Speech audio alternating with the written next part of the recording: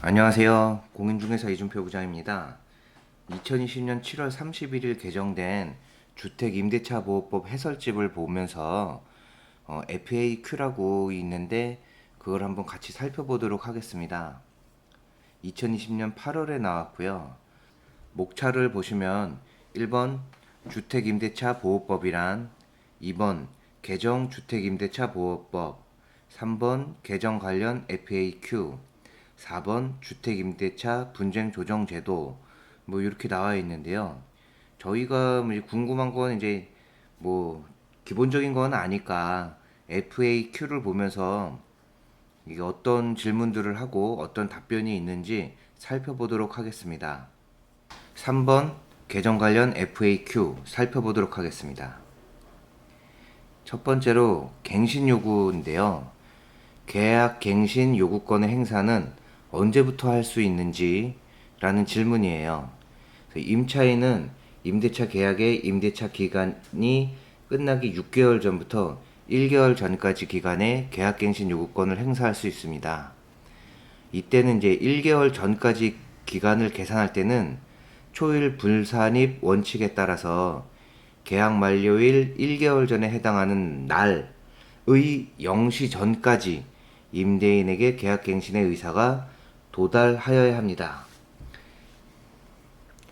Q1-1 예를 들어 2020년 9월 30일에 만료되는 임대차 계약의 경우 언제까지 계약갱신 요구권을 행사할 수 있는지, 계약 만료일이 20년 9월 30일인 경우에는 1개월 전인 20년 8월 30일 0시, 즉 20년 8월 29일 24시 전까지 임대인에게 계약갱신의 의사가 도달해야 됩니다. Q2. 임차인에게 총 몇 회의 계약갱신 요구권이 부여되는지.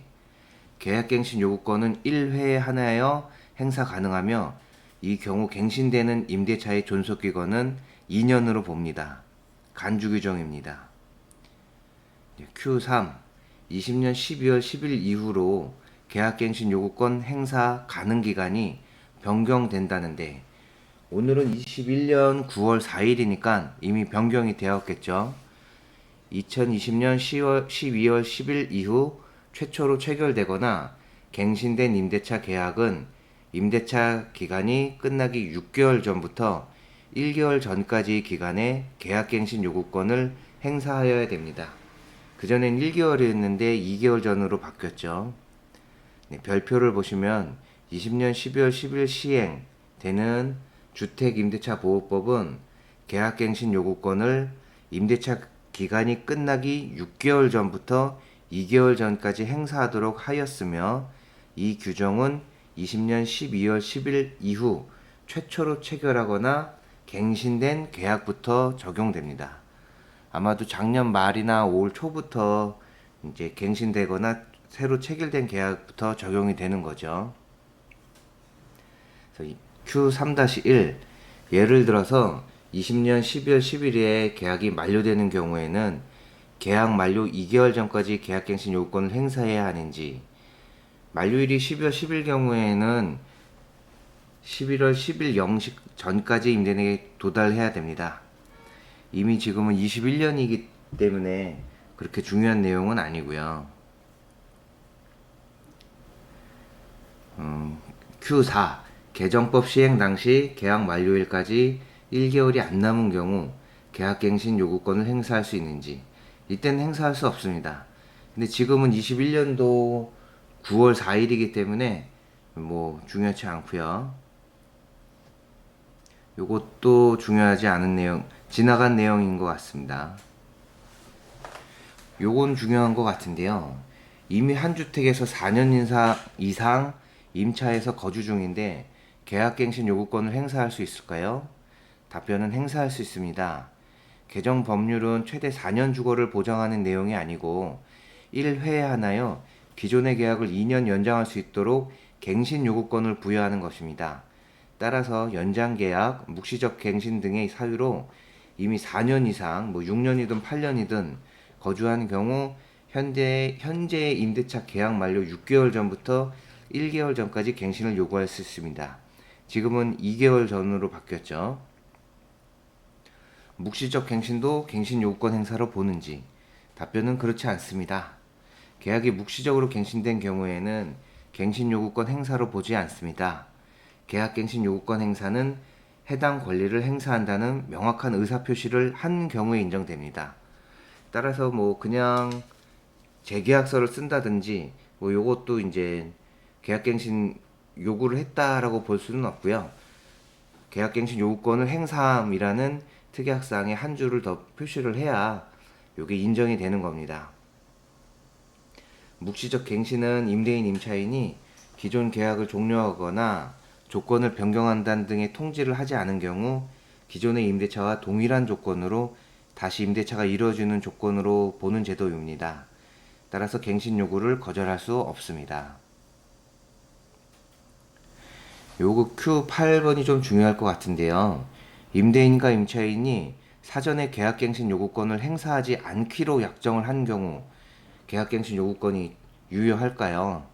답변은 계약갱신 요구권을 행사하지 않기로 하는 사전 약정은 법에 따라서 임차인에게 인정되는 권리를 배제하는 임차인에게 불리한 약정이므로 효력이 없다고 판단됩니다. 그 법은 주택임대차보호법 제10조 강행규정이고요. 이 법에 위반된 약정으로서 임차인에게 불리한 것은 그 효력이 없다. 특약사항에 임대인에게 아무리 유리하게 써놓더라도 임차인에게 불리한 것은 효력이 없다는 내용입니다. Q9. 요것도 좀 중요한 내용인데요. 임차인이 계약 만료 기간에 맞춰서 나가기로 했고 일을 했는데 이를 번복해서 계약갱신 요구권을 행사할 수 있는지, 요게 왜 좀 이슈가 되냐 하면 임차인이 만료 기간에 맞춰 나가기로 했는데 그래서 집을 팔아서 계약을 했는데 임차인이 계약갱신 요구권 행사해서 나 그대로 살겠다, 이럴 때 많이 문제가 됩니다. 그래서 답변은 계약갱신 요구권을 행사할 수 있습니다. 임차인이 계약 만료 기간에 맞춰 나가기로 사전에 합의하였더라도 6개월 전부터 1개월 전까지 간에 임대인에게 계약갱신 요구를 할 수 있습니다. 이래서 요게 문제가 많이 됐던 게 토지거래 허가 구역이라서 꼭 입주를 해야 되는, 집주인이 입주를 해야 되는 경우, 요거는 이제 변론으로 하더라도 내가 실제로 들어오려 그랬는데 계약갱신 요구를 써서 못 들어오고 이런 경우들이 좀 있었어요. 그래서 요게 문제가 좀 이슈가 많았었습니다. Q10번은 행사할 수 있다는 간단한 내용이고요. 요 Q11번은 모르시는 분들이 꽤 있는 것 같은데, 계약갱신 요구권 행사 시 임차인은 무조건 2년을 거주해야 되는지, 답변을 보겠습니다. 답변은 아닙니다. 계약갱신 요구권 행사에 따라서 갱신되는 임대차의 존속기간은 2년으로 보지만 임차인은 언제든지 임대인에게 해지를 통보할 수 있습니다. 다만 위 해지의 효력은 임대인이 그 통지를 받은 날부터 3개월 후에 발생합니다. 요거 조금 비슷한 법 조항이 있죠. 묵시적 갱신으로 자동 연장이 됐는데 임차인이 나가겠다 하면 3개월 후에 해지의 효력이 발생되는 거랑 마찬가지입니다. 요거를 모르시는 분들이 꽤 많은데 계약갱신 요구권까지 행사를 하고 특별한 사정이 있지 않는 이상은 이럴 경우는 없을 것 같지만 요 점 유념해서 보시면 될 것 같습니다. 왜냐면 전세값이 많이 올랐기 때문에 이럴 일은 없을 것 같습니다.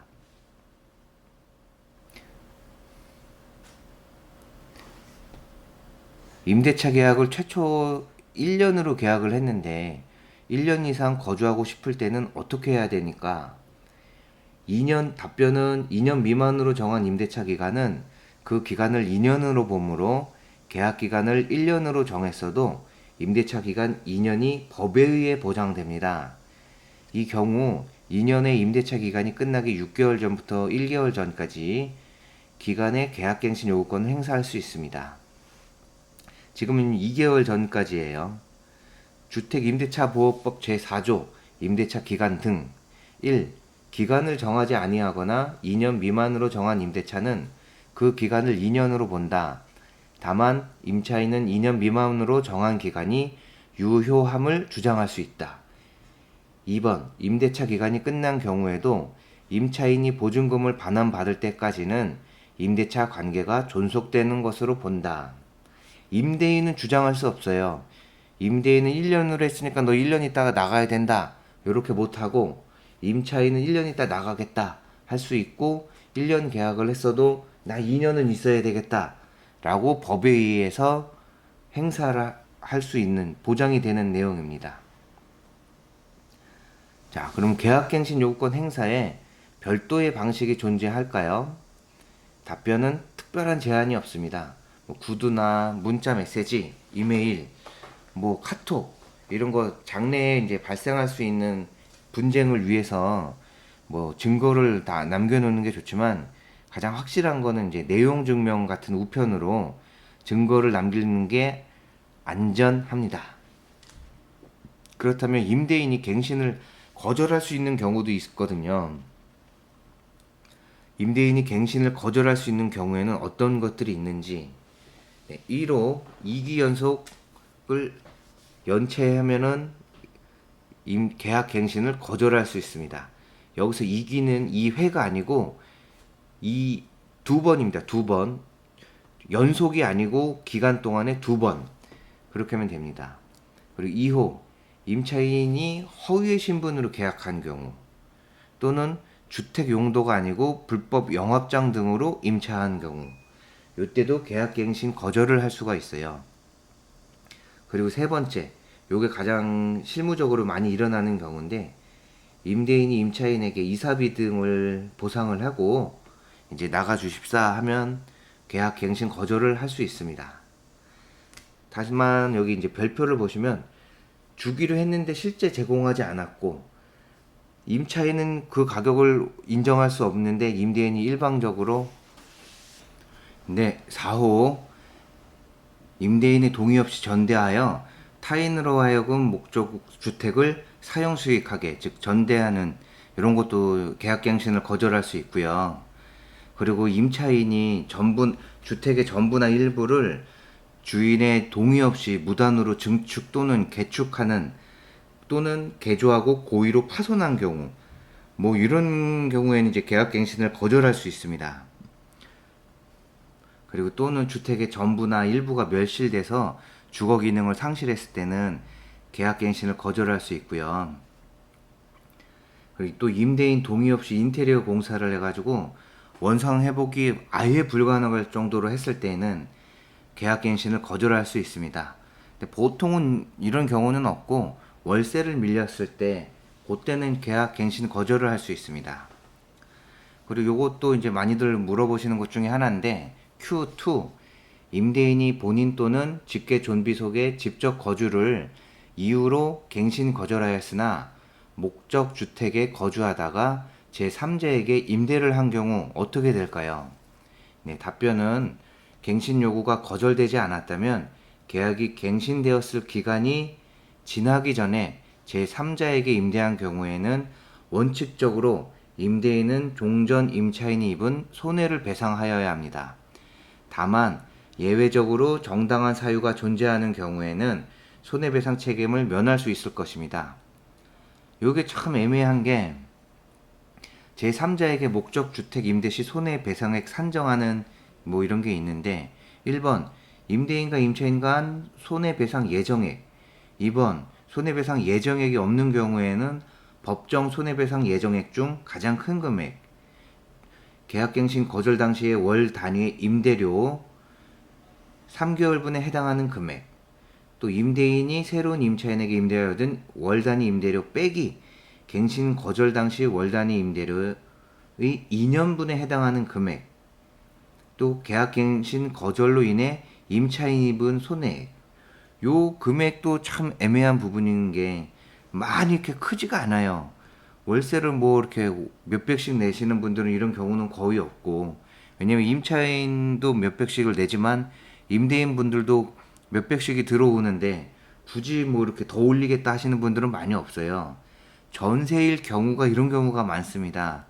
뭐 압구정 현대아파트 경우에는 뭐 6, 7억 하던 게 지금 뭐 10억, 12억 하고 있으니까 전세금이 굉장히 많이 상승했습니다. 그래서 이런 문제가 간혹 생기는데 참 안타까운 현실입니다. 임대차 3법 때문에. 또 이제 Q3 실거주를 이유로 갱신 거절한 임대인이 제3자에게 목적주택을 임대한 경우 손해배상 책임을 면할 수 있는 정당한 사유가 무엇이 있을까? 답변은 정당한 사유는 갱실 거절 당시 예측할 수 없었던 사정으로 제3자에게 임대를 할 수밖에 없는 불가피한 사유를 의미합니다. 가령 실거주를 하던 직계존속이 갑자기 사망한 경우, 실거주 중 갑자기 해외 주재원으로 파견되는 경우 등 갱신 거절 당시 예측할 수 없었던 불가피한 사유를 의미합니다. Q4번 임대인의 직접 거주 사유가 허위인 경우에 임차인이 손해배상 청구를 위해 직접 거주가 허위인 것을 확인할 수 있는 방법은 있을까요? 네, 답변은 정부는 갱신거절 임차인이 해당 물건의 전입세대 또는 확정일자 열람을 통해 임대인의 직접 거주 또는 제3자 임대 등의 사실을 확인할 수 있도록 할 계획입니다. 갱신거절 임차인 임대차 정보 열람권 확대, 주민등록 전입세대 열람 범위 확대, 확정일자 등 열람 범위 확대. 하지만 이게 이제 실무적으로는 내가 직접 살고 있는 사람이 아니기 때문에 다른 사람의 개인 정보를 쉽게 알 수가 없어요. 그래서 이걸 해주는 주민센터도 있는 것 같고 하지만 대부분은 민원을 받을 수 있기 때문에 이걸 열람할 수가 없다고 보시면 됩니다. Q5번 임대인이 실거주를 사유로 갱신 거절을 한 후 공실로 비워둔 경우 주택임대차보호법 위반으로 손해배상 책임을 부담하는지. 그러니까 내가 들어가겠다 이러고 계약갱신 거절하고 그냥 공실로 비워두는 거예요. 여기 위반으로 손해배상이 되는지 이 내용인데요. 답변은 갱신 거절을 한 후 주택을 공실로 비워둔 것이 실거주 의사 없이 허위로 갱신 거절한 것으로 판단될 경우에는 주택임대차보호법 위반에 따른 민법 제750조 일반 불법행위 책임을 지게 될 수 있습니다. 된다는 게 아니고 될 수도 있다는 거예요. 왜냐하면 제3자에게 임대한 것은 아니므로 주택임대차보호법 제6조의 제3, 제5항의 법정 손해배상 책임의 대상은 아닙니다. 다만 집주인이 입주를 하기 위해 주택 수선이나 인테리어 공사를 하는 경우 거주하던 직계존속이 사망한 경우 등으로 불가피하게 일시적으로 공실로 둘 수밖에 없었던 경우 등에는 손해배상의 요건 중 위법성이 인정되지 않아 손해배상 책임을 면할 수 있을 것입니다. 공사를 1년을 할지 6개월을 할지 그건 알 수 없는 거예요.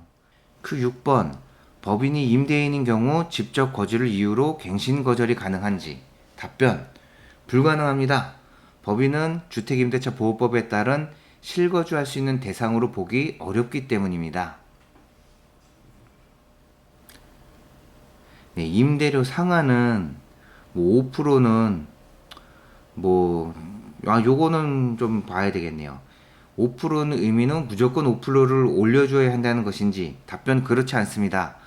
5%는 상한일 뿐이고 얼마든지 협의를 통해 임대료를 정할 수 있다고 하는데 전세값이 많이 올랐기 때문에 사실 5%가 상한선이라고는 하지만 그렇게 봐야 돼요. 왜냐면 전세값이 뭐 1억 2억 올랐는데 5% 해봐야 뭐 얼마 안 되니까 그냥 5%라고 보시면 될 것 같습니다. 실무적으로는 5%라고 보시면 될 것 같습니다. 그럼 임대인은 임차인 동의가 없으면 임대료 증액을 할 수 없는 것인지. 그렇지 않습니다.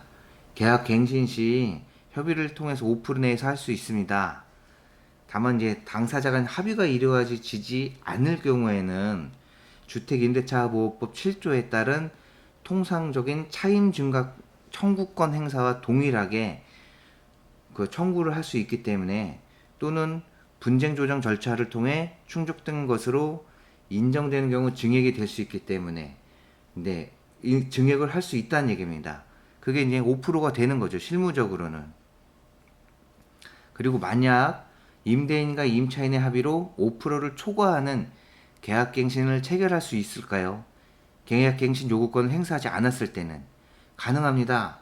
계약갱신 요구권의 행사 여부는 임차인의 의사에 달려있기 때문에 임차인이 이를 행사하지 않고 임대인과 합의해서 주변 시세대로 전세금을 올려주겠다, 이렇게 새롭게 임대차 계약을 체결하는 것은 가능합니다. 그러면 그 다음에 임차인은 2년 뒤에 계약갱신 요구권을 1회 행사할 수 있습니다. 그러면 재계약이 아닌 계약갱신 요구 행사로 임대인과 임차인이 합의로 5%를 초과하는 계약갱신을 체결할 수 있을까요? 답변은 할 수는 있지만 초과되는 부분은 효력이 인정될 수 없다, 이런 내용입니다. 주택임대차보호법에 따르면 임차인에게 불리한 것은 효력이 없고, 임차인이 5%의 증액 비율을 초과하여 임대료를 지급한 경우에는 초과 지급된 임대료 상당의 반환을 청구할 수 있다고 규정하고 있습니다. 근데 이건 규정이죠, 규정. 실무적으로는 더 살기를 원하고 집주인은 더 올려받기를 원하기 때문에 웬만큼 협의로 그냥 다 끝납니다. 법인이 임차인인 경우에는 주택임대차보호법이 적용될까요? 적용되지 않습니다. 다만 예외적으로 토지주택공사랑 중소기업의 법인이 소속 직원을 주거용으로 주택을 임차했을 때는 주택임대차보호법에 대항력이 생깁니다. 네, 요 정도가 이제 많이들 궁금해하시는 것 같고요. 또 개정주택임대차보호법 관련의 상담 연락처는 이렇게 나와 있으니까 자세한 거는 이쪽으로 전화를 해서 물어보시면 될 것 같습니다. 궁금하신 사항이 있으면 댓글로 남겨주시면 또 제가 아는 한 최대한 설명드리겠습니다. 시청해주셔서 감사합니다.